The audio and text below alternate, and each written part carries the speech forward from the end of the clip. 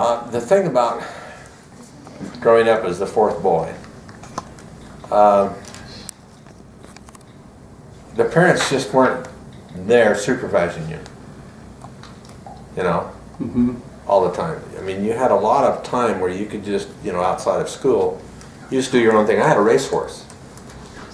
I didn't know that. Roberta, and in fact, when we left Morgan, we brought that horse down to Ogden with us, and my parents put it in pasture down on toward Wall Avenue for 2 years. And I used to ride that horse out to the rodeo on 17th Street in the Grand Entry. But she was a racehorse was the problem. And when she got around other horses, awfully nervous, wanted to run. And here I was about 12, 13. And I remember one night I went out to the Ogden Rodeo and we got in line to go in on the Grand Entry. Grand Entry's where all the horses come in and circle back and forth and all this stuff, and then they run around the track and come out. It's the opening of the rodeo. This guy had been drinking. He was behind me on a shorter horse. And I knew what Berta would do if he got up too close, she'd kick him. And I kept warning him, and he had a whiskey flask in his pocket. And I kept warning him, back off, she'll nail you, back off. Just before they opened the Grand Entry thing, he got up too close and she kicked him and hit him right here and broke that bottle. And Into his leg. Or hit him in the leg and the stuff was running down his leg, and then the Grand Entry started. He was swearing at me. We went around and around and around, you know, and then I never saw him again. But, you know, just a little. And then, you know, it was like, my parents weren't with me. I was like 13. And then I had from 17th Street clear out to South Ogden in the dark to ride my horse back and put her in the pasture and then go over to the house. It was just, that's what kids did then. You didn't have a lot of supervision as far as parents being right on you, at least my parents being right on you and worried about your safety and, you know, and all that stuff. In Morgan, we used to have an old school that hadn't been a school for years and years and years, but pigeons loved it. So 3 or 4 of us would go up into the attic of this old school, was crumbling and darn near falling down, and we'd block all the holes, you know, where the pigeons were getting out, and we'd catch these pigeons, you know, and we'd have a pigeon fry, you know. Oh. And to eat. Pigeons are great, they're like doves, you know. But there was a lot of things that you were able to do. My memory of growing up through 15 was just that I didn't have, like a lot of kids that have now, parents just right there protecting them, molding them, giving all the experiences, you know, everything else. You kind of did your thing. And all the kids in Morgan were the same way. We didn't have the rich and the poor. You know, everybody was poor.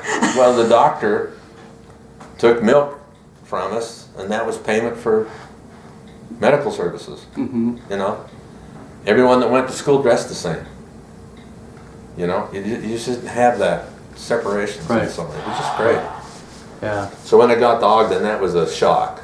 My mother sent me to school the first day in the 5th grade, all dressed up.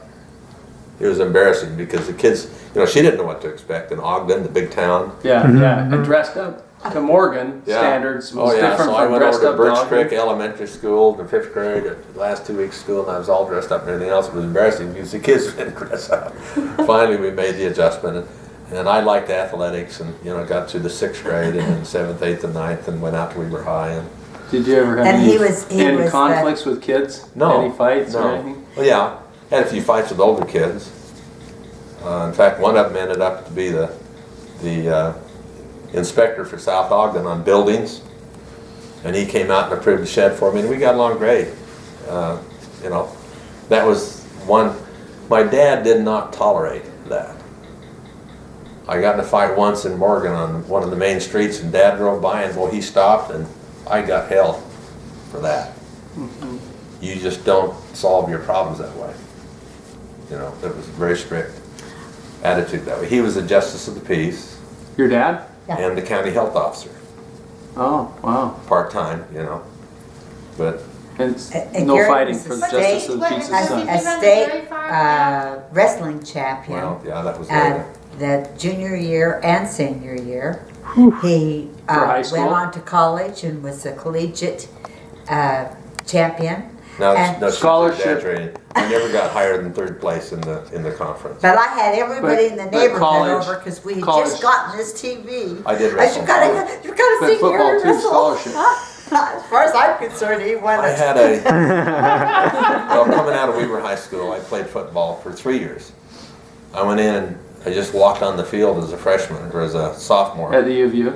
No, at Weber High. Oh, Weber. And freshmen or sophomores were looked down upon at that time to be on the team. And after a few practices, they took me right on the He team. was a fast runner. wasn't he? Farm boy from Morgan who could outrun his brothers. And anyway, I got a full ride scholarship to the U in football. Wow. Room, board, and tuition. And after 2 years, I thought if I stay in this, I'm going to get killed. That's right. It's true. These guys that weigh 300 pounds, and so, you know, I'd had a helmet crashing experience in practice where I hit a linebacker going through the line, and I snapped every rivet in my helmet. The helmet dropped right down on my head. And I thought, no. So I dropped that scholarship after 2 years Thank the Lord. and took a wrestling scholarship that paid my tuition. And then I got a job at the Salt Lake Airport as a transit aircraft mechanic. for And the made last more 2 years. money Made more money than I made teaching my first year as a part-time job than as he a did. part-time job. Oh my Yeah. Wow. God, teaching. I remember my childhood.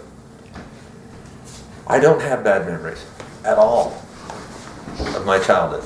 I don't have any memories of being harassed in school. I was a class president in high school, senior class president. I was a captain of the football team, you know, and I don't say that braggingly, but I just enjoyed it. I loved it, you know, and I think Noreen was the same way, Yeah. you know.